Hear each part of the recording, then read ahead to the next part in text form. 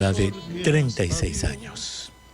No se sabe bien la causa de su muerte. Se piensa que fue una tuberculosis, pero el hecho es que don Felipe Pingló Alba es, en mi entender, uno de los compositores sociales más importantes que ha tenido nuestro país. Felipe Pingló Alba le cantó al pobre, al labriego, al leñador, al niño huérfano, al canillita, al plebeyo. ¿A quién no le cantó don Felipe Pingló Alba? Nuestro Felipe Pingló Alba, que falleció un día como hoy. Muchísimas gracias por estar con nosotros en este su espacio vital a través del aire de RPP Noticias, La Voz del Perú. Soy el doctor Elmer Huerta, encantado de estar nuevamente con ustedes en el programa. Estamos en plena pandemia.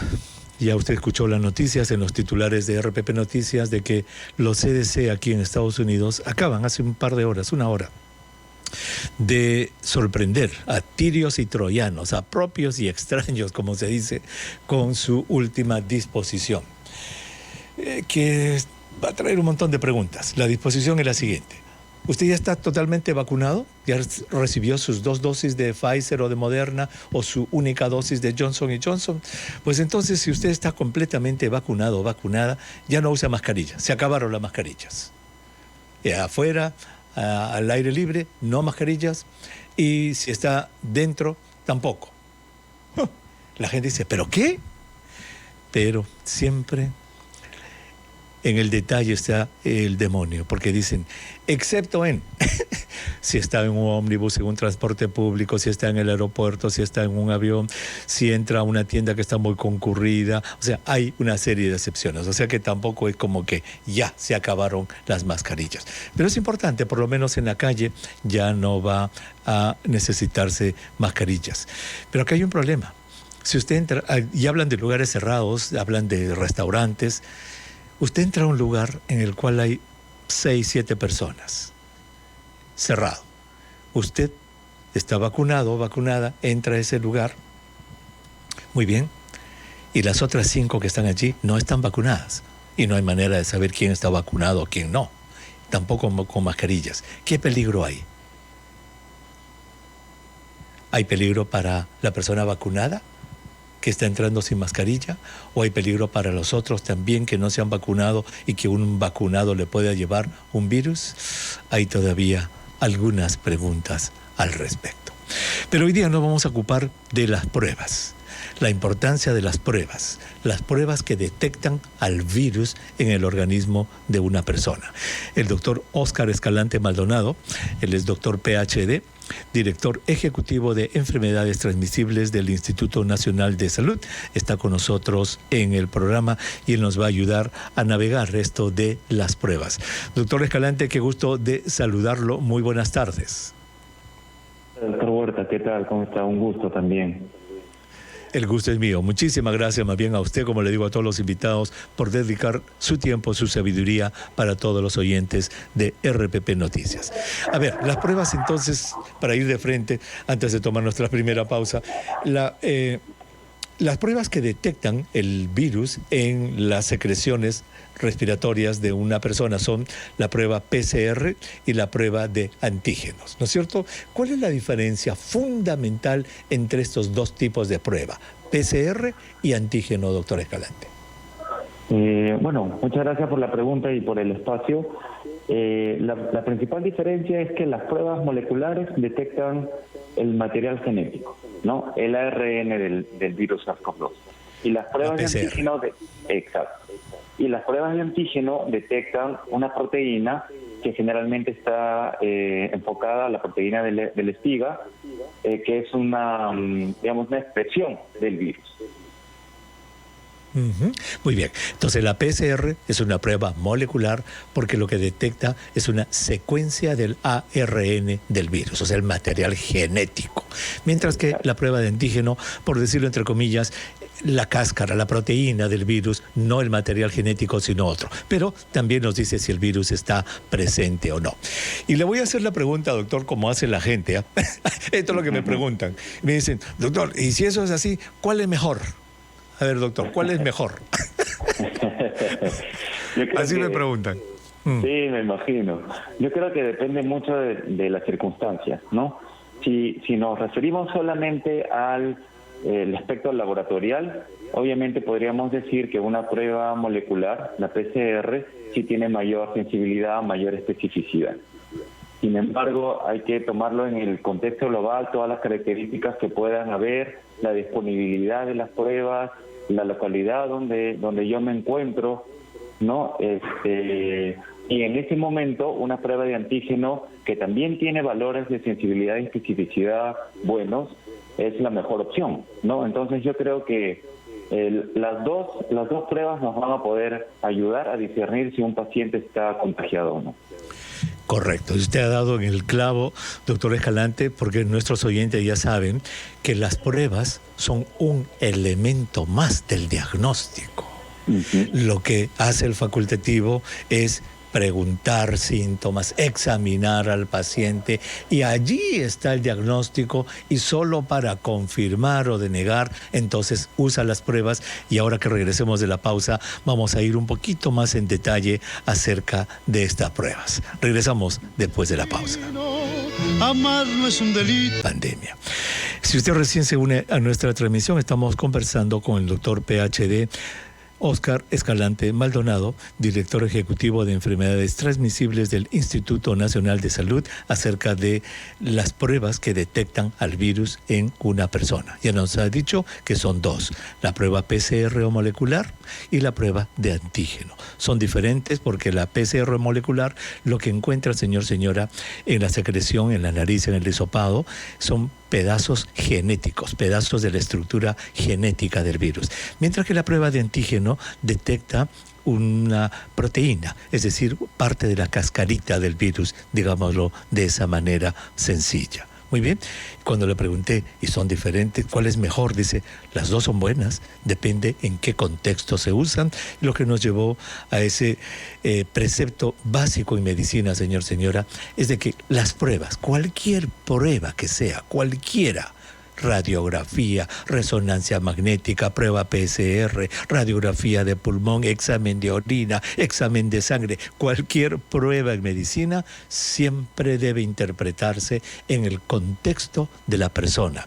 Los maestros nos decían en la Facultad de Medicina, doctorcito, los médicos no tratamos exámenes de orina ni radiografías.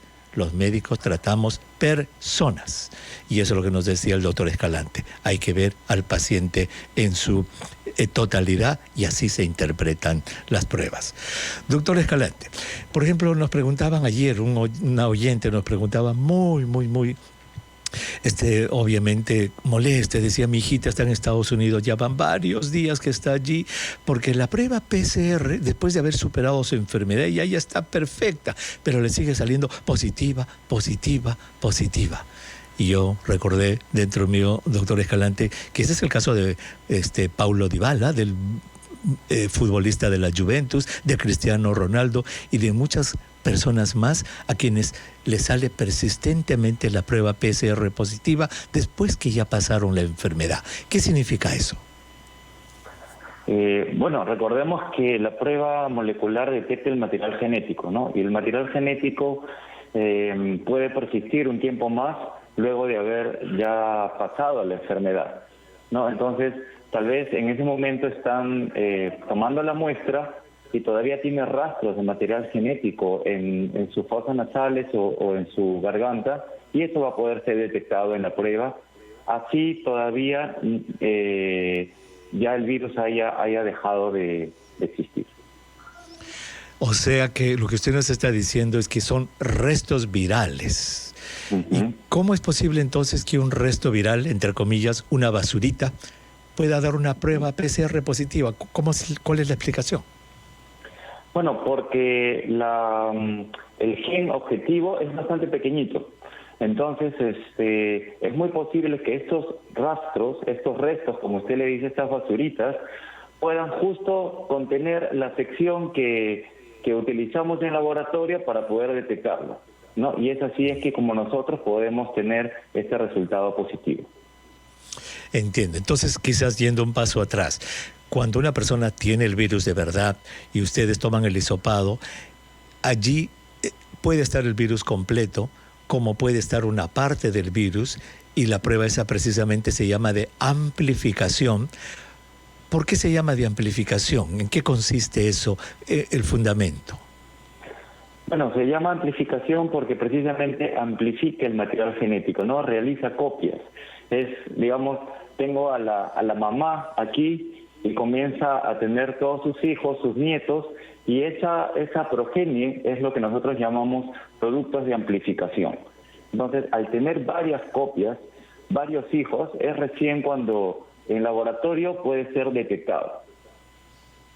Entiendo. Entonces, digamos, una persona que tiene el virus, pueden ustedes hacer el examen analizando esas partes de virus que están allí, y con eso ustedes la amplifican y dicen, aquí está presente el virus. Y por lo que acabamos de hablar, en una persona que ya pasó la enfermedad, pero que está eliminando basuritas del virus, pedacitos del virus, la prueba recoge esos pedacitos, los amplifica y entonces se engaña. Les dice a ustedes, aquí está el virus, pero en realidad no está. Es cierto, ¿no? Y eso va en conjunción muy claramente con lo que usted mencionó hace un momento, ¿no? Que lo más importante no es la prueba de laboratorio. Lo más importante es cómo se encuentra el paciente, la sintomatología de este y cuál es el cuadro clínico que presenta. No, nosotros en el algoritmo de diagnóstico tenemos que nosotros hacemos la prueba teniendo en cuenta la fecha de inicio de síntomas, y si detectamos como positivo, luego de 14 días, ya esa persona, si no tiene mayor sintomatología, es dada de alta y no hay ninguna necesidad de volverle a hacer una prueba para definir que la persona ya no tiene el virus, ¿no? Porque sabemos de este inconveniente, digamos, de alguna forma, de que podríamos encontrar restos. Es totalmente normal. Entiendo. Entonces, en el caso de la señora que nos llamó ayer, que estaba tan compungida, acá en Estados Unidos la verdad es que tampoco se piden pruebas después que una persona pasó. No sé por qué le estarán haciendo. ¿Sabe por qué? Ya me acordé. Como la chica está en Estados Unidos y quiere viajar al Perú, le piden una PCR. Y en esa PCR le salió positivo. Dijo, no puede. La siguiente semana, positivo otra vez, no puede. Pero yo estoy bien. Sí, pero acá está la prueba positiva. Esa era la razón. Por eso yo le dije a la señora, por lo menos alégrese que su hijita está bien, ya superó la enfermedad, esto no es. Ahora, la pregunta sería, doctor, ¿estas personas son contagiosas? No, ya no, porque ya lo que queda en estas basuritas que están quedando son simplemente restos que no van a poder replicarse en ningún otro organismo. Exactamente, ya no son contagiosos, eso lo probaron los coreanos, los surcoreanos lo probaron, y esto ocurre más o menos en el 10% de los casos de COVID-19, ¿no? Que queda persistente por un tiempo, ¿no? Exacto, sí, usted tiene mucha razón, ya ha sido probada precisamente por este grupo de investigadores en Asia del Norte. Corea del Sur. Sí, del Sur. Sí, en Corea del Sur, sí, exacto, en Corea del Sur, y es el 10% de estos casos que todavía persiste un resultado positivo. Perfecto. Muy bien, ya nos aclaró eso, doctor Escalante. Para cambiándole un poquito de tema, ¿cómo están en el Instituto Nacional de Salud con los análisis genómicos? ¿Estamos progresando en hacer más análisis genómicos para descubrir variantes, doctor? Sí, doctor, definitivamente. Estamos progresando bastante. Usted sabe que el año pasado hemos podido secuenciar aproximadamente 1.000 a 1.200, ¿no? Si usted revisa la página web del INS, sí, en todo el año, ¿no? Entonces, del 2020 al 2021 hay un cambio brutal, digamos, ¿no? Para mejor, porque de una capacidad de 100 muestras mensuales que teníamos, estamos pasando ya desde hace 2 semanas a una capacidad de 1.200 a 1.300 mensuales. Y esto es muy bueno porque vamos a tener una mejor idea de lo que está circulando en nuestro país. Doctor, qué bueno, esos son 10 veces más de lo que han estado haciendo, de un momento a otro. ¿Y son secuencias genéticas, son secuenciamientos genéticos, o es la prueba, digamos, alternativa al secuenciamiento genético lo que están haciendo? No, ahora ya estamos haciendo el secuenciamiento genómico completo, ¿no? Completo. Esto, sí, este es, como usted bien lo dice, diferente a la prueba que estábamos utilizando hace un par de meses, ya que todavía no teníamos esta capacidad grande para poder nosotros hacer. Entonces usamos la metodología de PCR en tiempo real, que es la misma que se utiliza para la detección del virus, ¿no? Sino que utiliza unos marcadores diferentes que se localicen ciertas mutaciones, que nos da una idea aproximada de qué variantes podrían estar circulando, ¿no? Sí es importante aclarar que esa prueba de PCR no es el secuenciamiento completo, por lo tanto la información que se genera de esta no es 100% definitiva. Definitiva, claro que sí, muy bien. Entonces me alegra escuchar que ahora sí van a hacer secuenciamiento genómico completo y felicitaciones por eso, ya hablaremos de eso en el futuro. Doctor Escalante, muchísimas gracias por haber estado con nosotros en el programa. Gracias a usted, doctor. Encantado, muchísimas gracias. El doctor Óscar Escalante Maldonado es doctor en PhD, director ejecutivo de enfermedades transmisibles del INS. Usted sabe que los doctores, ¿verdad? El doctor Escalante, por ejemplo, es doctor PhD. ¿Qué significa eso? Que él, después de terminar la universidad, se especializó en el campo de la biología, en un área de la biología, y logró su doctorado en el campo de la biología. O sea, él no es médico, pero sí es doctor en PhD en biología.